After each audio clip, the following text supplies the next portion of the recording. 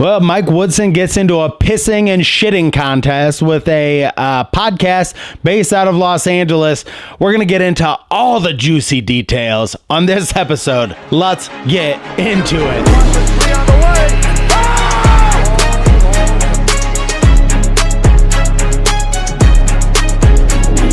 Hello, guys, and welcome to Indiana Sports Connection. I am your residential anchor. Thank you so much for being here. Thank you so much for being part of this Indiana Hoosiers and Colts community on here. We have a lot to talk about today, and you know, sometimes times like this, when it's the slowest sports day of the year, all of a sudden out of nowhere comes down from the heavens like Glenda the Good Witch and just gives you a morsel of something out of nowhere, and you think, thank you, Jesus. Because this stuff that came out on this Hoosier Hysterics podcast is, to me, it's absolutely hilarious. And the stuff that Mike Woodson said, and I'm going to take some sides in this, but overall, this is just like completely ridiculous. And here's how it went down. We're going to talk about all of this on the show today. So thank you for being here. They do a podcast. I have featured their podcast on my show several times because they get tons of interviews with the players, with top players. The video I made about a month ago about Xavier Johnson was an exit interview that he did on the Hoosier Hysterics podcast. So I've featured that on my show many times. And I don't know these guys at all. I did find out that they're in Los Angeles, and I don't really understand why they got unfettered access to players and were being fed interviews by players by Mike Woodson, and they were given access and being able to do some of these NIL fundraisers and things like that for the team. I don't understand the connection there. Well, hearing this, these guys, maybe Mike Woodson likes to hobnob with these types of guys because they're Hollywood, LA guys. This guy works as a producer on The Ellen Show. He worked as a producer on Carpool Karaoke. Now he does this Hoosier Hysterics podcast. He gets all the great guests. But there was something I guess he did not really think about, is that Mike Woodson's assumption was that he was not going to say anything bad about Mike Woodson because they had somewhat of a close relationship. Unlike me, I am in my bedroom in Huntertown, Indiana. So I don't know Mike Woodson. I could give two fucks about Mike Woodson. So, you know, I care about Indiana basketball and I want to see that succeed into the next generation so that my daughter and my grandkids all can love Indiana basketball in the same way that I do. But that's beyond the point. The point is, and we're going to get into these clips here in just a second. The point is, I forgot what my point is, but the point is, when you have these types of relationships in business or anything, and especially as the head coach of Indiana, I mean, how can you think that they could do a podcast or do anything talking about it and not at some point be critical? That's almost impossible to do. But let's get right into it. Into the first clip, and let's get into talking about the Indiana Hoosiers. All right, this first clip. So Mike Woodson must have been watching Training Day right before he set up this meeting, because this is a power move if I've ever seen it. King Kong ain't got nothing on me. I'm Mike Woodson. I'm summoning you to Bloomington from Los Angeles. You have to come right here and talk to me right now. I mean, if that was me, I'd be like, you know what? And here's how this could have easily been solved. A phone call, you know, or a text message or an email or something. But that's not how it went down. It went down in the juiciest of ways. Let's get into the first clip. They summons him there. And what was he going to say?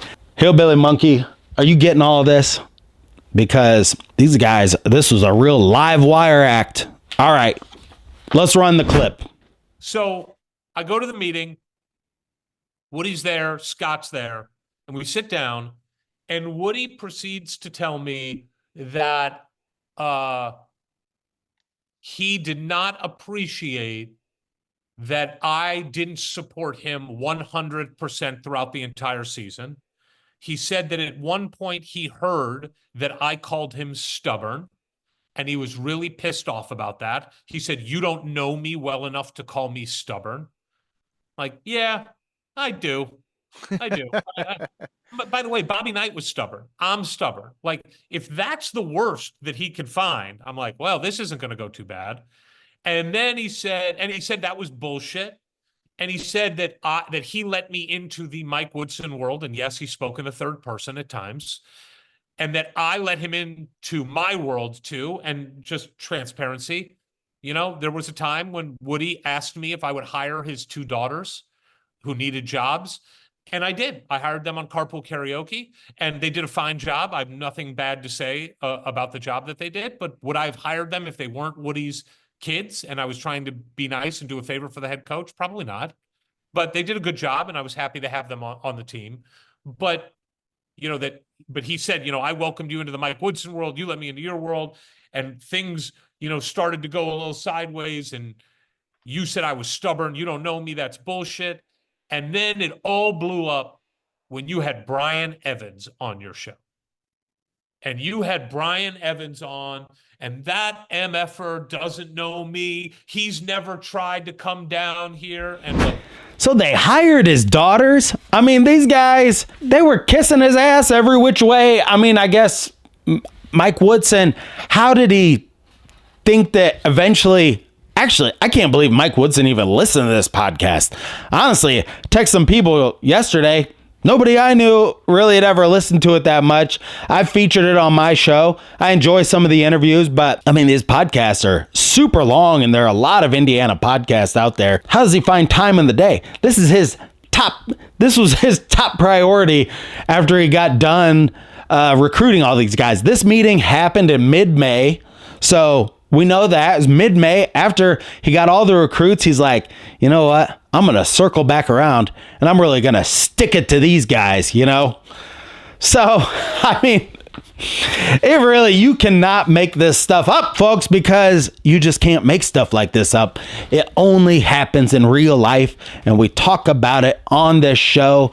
By the way, have you subscribed to Indiana Sports Connection today? Hit that subscribe button down below. Thank you so much for being here. Thank you so much for being part of this channel. I have a basketball that I'm giving away, and that will be on this episode. So leave a comment down below. Be entered to win the basketball. I also have the Greg Oden basketball over there I'm giving away.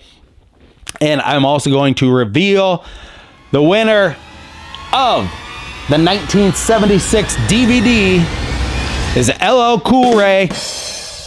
LL Cool Ray, you have a long history, and there were 78 people on the OG list.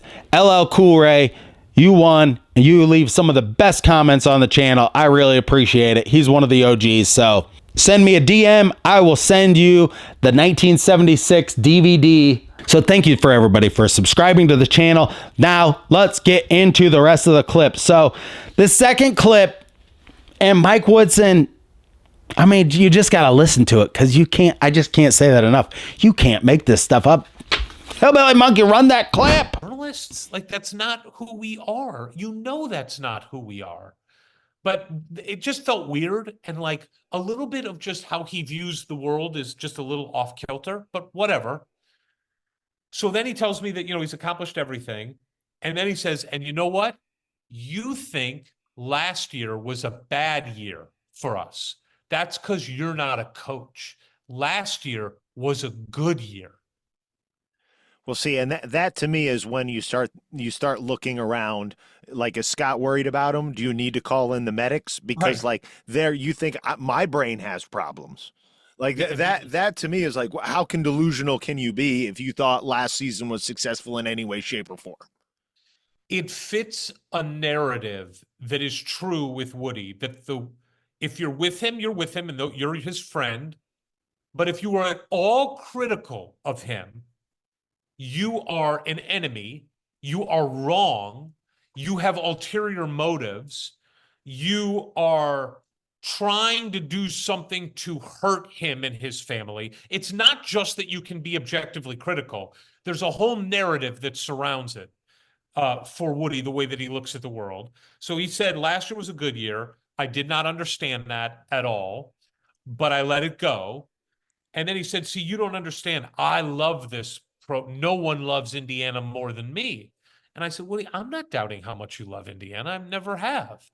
He's like, no one loves it. And then he turned that conversation about loving Indiana to him saying that he has not fired anybody since being at IU. He was trying to, I think, make the connection that he loves it so much that he is willing to not fire people that should be fired because he loves it so much. I didn't really understand the logic, but it was like, because he loves it so much, he didn't want to fire anybody because that would be negative publicity. And he didn't want to do that, except for one person that he fired. And as he said, and I quote, I have only fired one person since I got here, Dan Fife. Ah, yes, Dan Fife. So I didn't, I think under my breath, I said Dane, but it was clear as day. It was Dan Fife, which, look, he never liked Dane. He liked him maybe for a minute before he had him on campus. Dane did plenty to hurt that relationship. We don't need to relitigate that. But just not even knowing the guy's name, and we've heard that as like a funny affectation for Woody. I didn't find it funny in this moment as he's telling me how much loyalty and love he has for the... He's accomplished everything. Mike Woodson has not accomplished anything in basketball. If you mean coaching a bunch of mediocre teams in the NBA and Indiana so far, then that's what you've accomplished. The Atlanta Hawks, he coached there, they sucked. I mean, he built them into something, and then they saw that he wasn't going to take them any further than just that building process.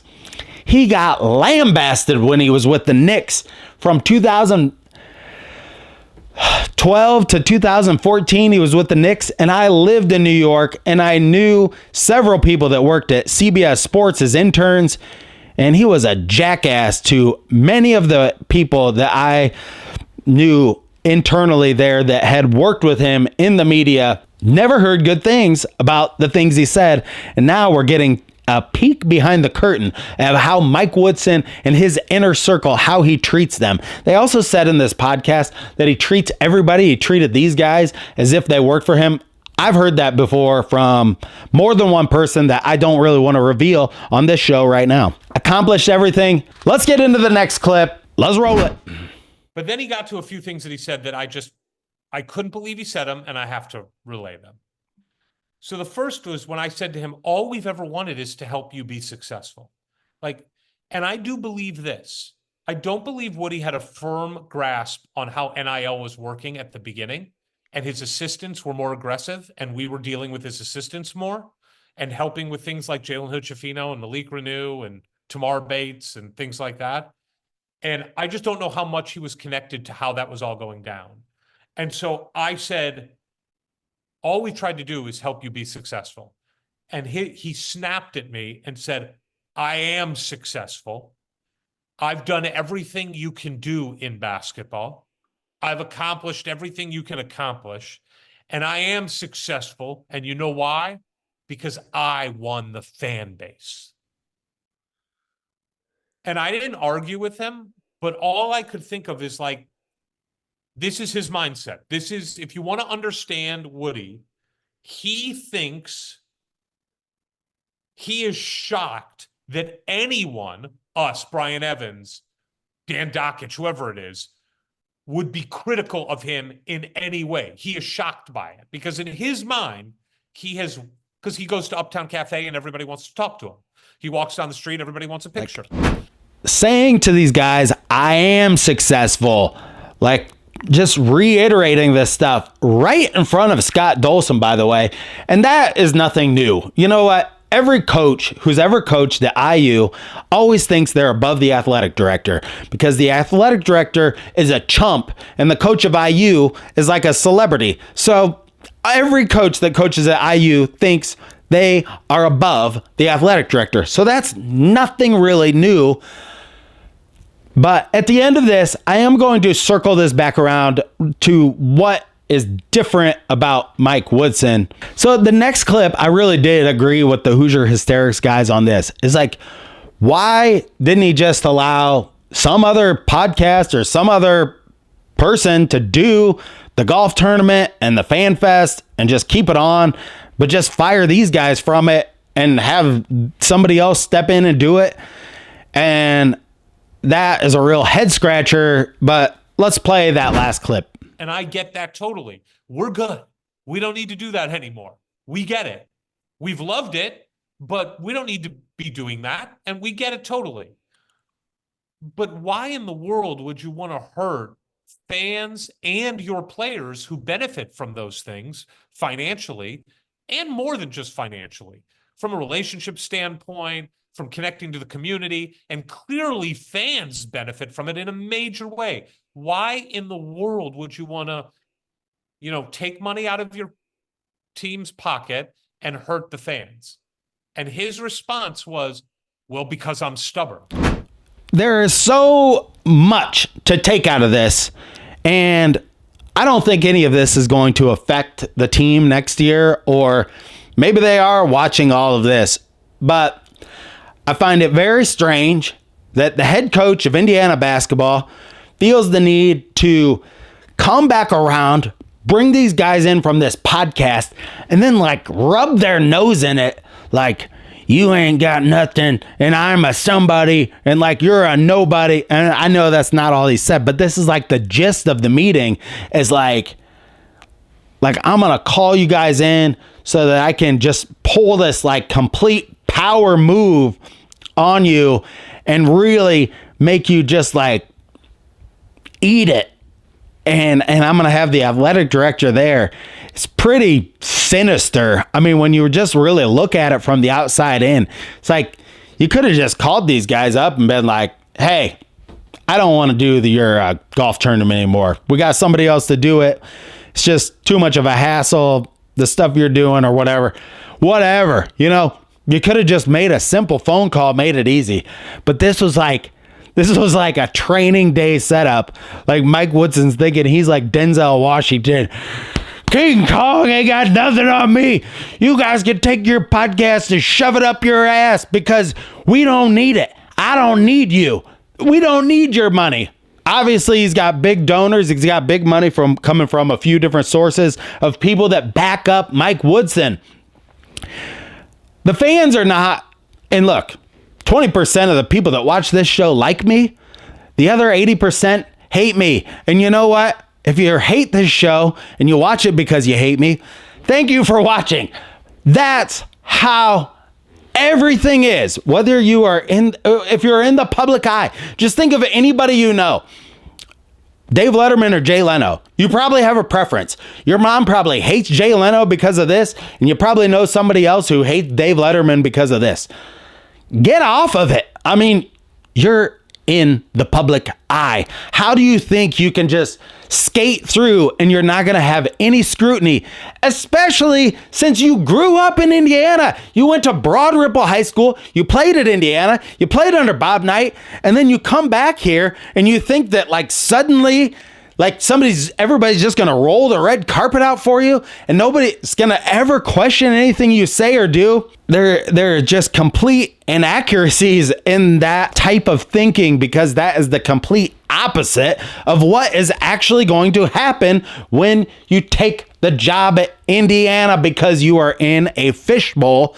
We all love basketball. And by the way, I mean, all the things he said, the team lost 10 of 14 games last year. We all had the right to be pissed off, Mike Woodson. If you don't think that's right, then you are wrong, my friend. If you think that people don't have the right to be upset, you can blame it on whatever you want. You can blame it on Xavier Johnson being gone. You can blame it on Gabe Cupps not doing what he's supposed to. You can blame it on whatever. But the fact of the matter is, you are there. You are making way more money than I am. You're making way more money than 99.9% of people in the state of Indiana. And for you to talk to us and with this type of hubris, with this type of way, like we are complete fucking morons. And we're just supposed to sit here like a little whipping boy and take the type of bullshit that you delve out to the fans about the true fans. Dude, you are not doing it in the way that Bob Knight did.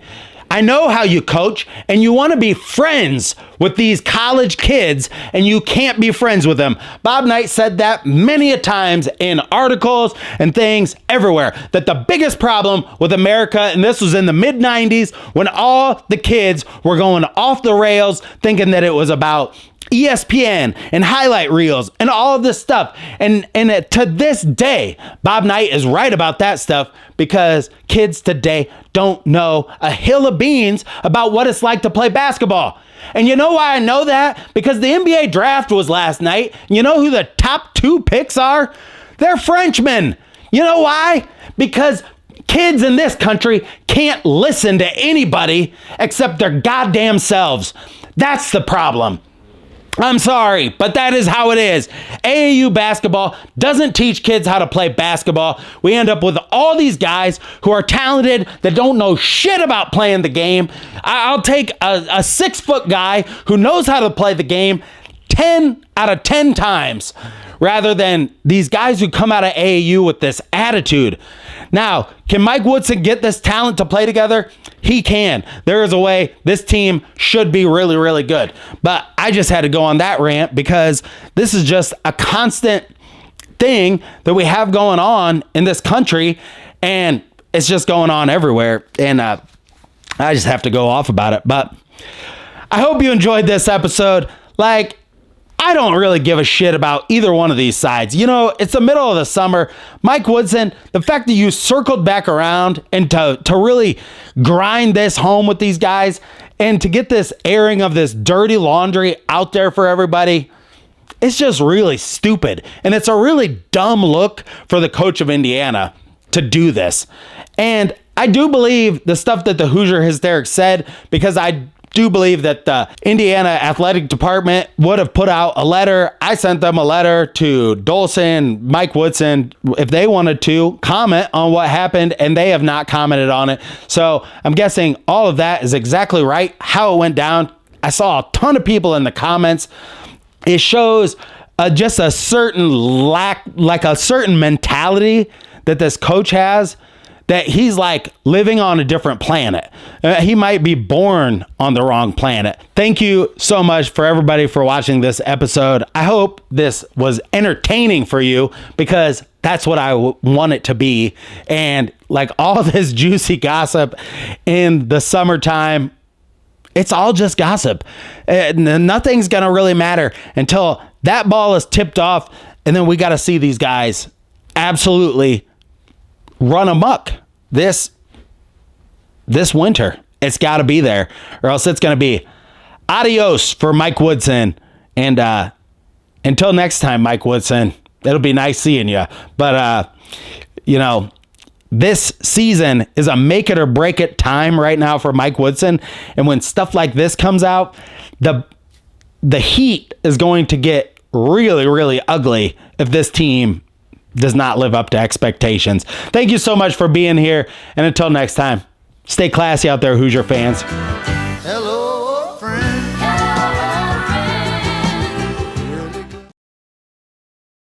These days, I think cybersecurity is now as important as physical security. That's why when I'm online, I use NordVPN. NordVPN uses next generation encryption to keep my passwords and data safe, which is especially important when I'm traveling and I'm on public Wi-Fi, which is more vulnerable to hacking.